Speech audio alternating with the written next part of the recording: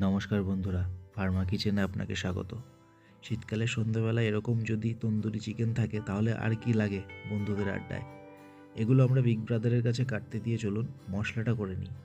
এখানে আমি জিরে, গোটা ধনে, গোটা গোলমরিচ, লবঙ্গ, দারচিনি, এলাচ আর সামান্য নুন দিয়ে ভেজে নিয়েছি।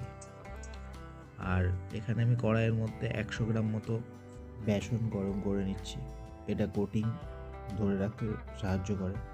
এর মধ্যে আছে কস্তুরি মেথি। আমি এখানে মাংসের পিসগুলো একটু ডিপ কাট লাগিয়ে নিচ্ছি।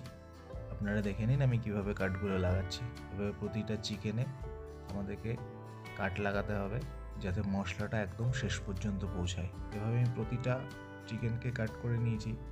এর মধ্যে আমি দিয়ে দিলাম ভিনিগার। আপনারা বাড়িতে লেবুর রসও ইউজ করতে পারেন। আর তারপর পরিমাণ মতো নুন। আর এখানে আছে আদা, কাঁচা লঙ্কা আর রসুনের পেস্ট। এগুলোকে আমি খুব ভালোভাবে ম্যারিনেট করে নেব। এটা আমাদের ফার্স্ট ম্যারিনেশন হবে। এটাকে আমরা 1 ঘন্টা রেখে দেব এভাবে ম্যারিনেট করে। ততক্ষণে আমরা ধনেপাতার চাটনিটা করে নিই।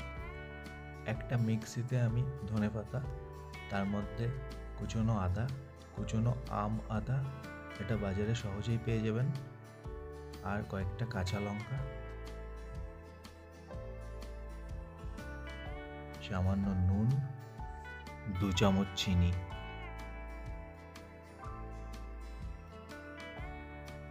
এক চামচ দই,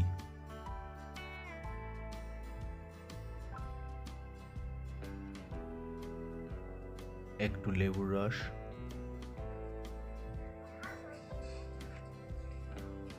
সামান্য পরিমাণ জল।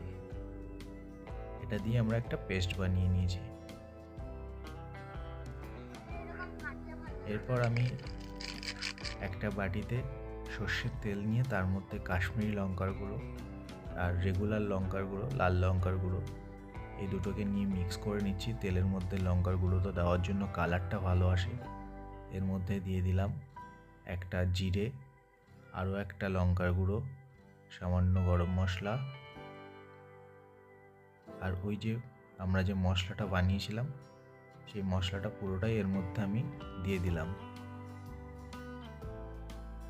যেটাকে ড্রাই রোস্ট করে আমরা বানিয়েছিলাম। তারপর বেসনটা, এগুলো দিয়ে বেশ ভালোভাবে এটাকে মেশাতে হবে, সুন্দরভাবে এটাকে মেশাতে হবে। তারপরে আমি কস্তুরি মেথিটাকে সামান্য হাতে করে ক্রাশ করে দিয়ে দিয়েছি। তারপরে 500 গ্রাম মতো টক দই। এখানে যেহেতু আমাদের চিকেনের পরিমাণটা বেশ খানিকটাই ছিল, প্রায় 5 কিলোর আশেপাশে, সেই জন্য আমি দইয়ের পরিমাণটা বেশি নিয়েছি।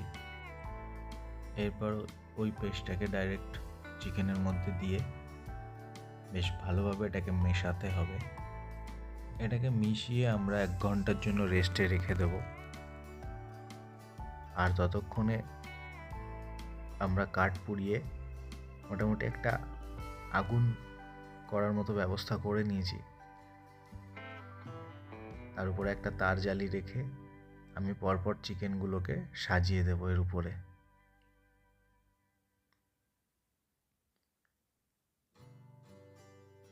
এই চিকেন তন্দুরিটা আগুনের যে হিট সেটাতে হলেই ভালো হয়, সেদিকটা খেয়াল রাখতে হবে যাতে পুড়ে না যায়।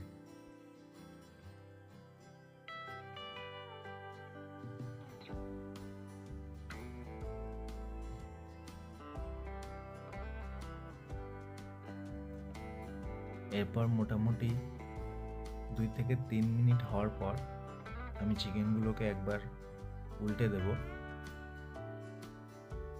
তারপর অপর পিঠটাতে সামান্য বাটার প্রত্যেকটা চিকেনে লাগিয়ে দেব।